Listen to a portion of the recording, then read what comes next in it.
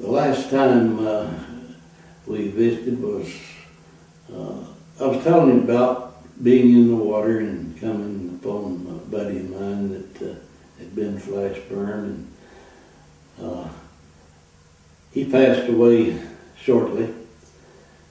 I was by myself, just floating in a life preserver. I never saw a life raft, I never saw a lifeboat, but I heard voices, and it was dark, dark, and I could hear voices, so I began to try and swim to where I thought they came from. And I got over there to where it was, and there was about 30 men together, kind of in a group, and everybody was talking and wondering what had happened and if we got off an SOS, and we had sunk in 12 minutes. Now, a ship that was 610 feet, that's 2 football fields length, sunk in 12 minutes, if you can imagine.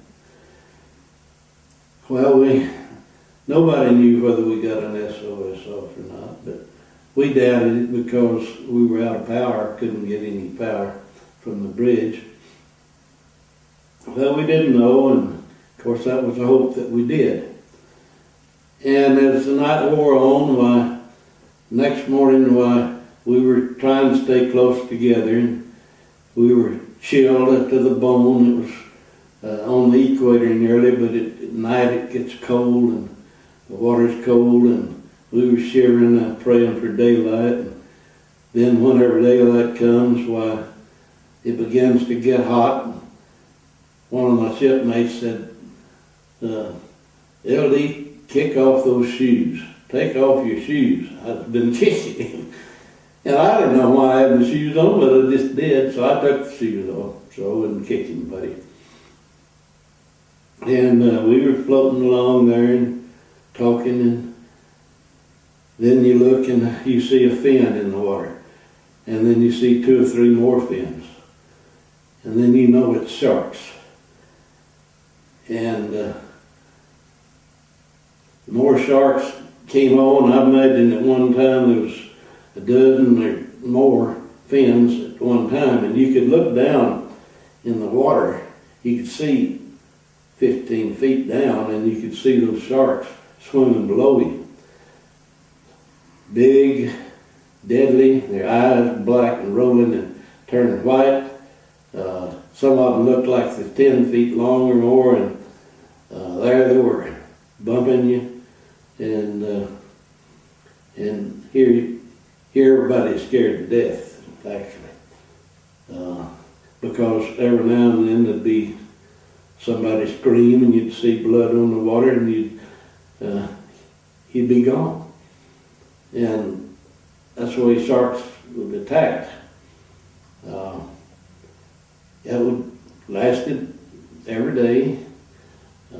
You just hope and prayed that it wasn't you that, and about the 3rd day, the evening of the 2nd day, there was still, most of us still left, probably 25 men, and there was 2 officers in the group, and I knew both of them.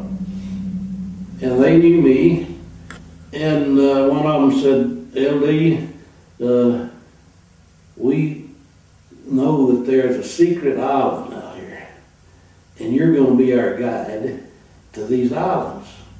Now, they're only for officers, but we can get you aboard the island because you're going to be our guide.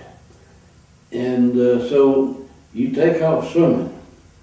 Well, we 3 took off swimming and got out about 100 yards from the group, and I stopped, and I said, with your permission, I'm going back to the group, because I don't know where I'm going, and I don't think you men know either. Well, use permission to go back, but we're going on. They were never heard or seen anymore. I guess the sharks got them.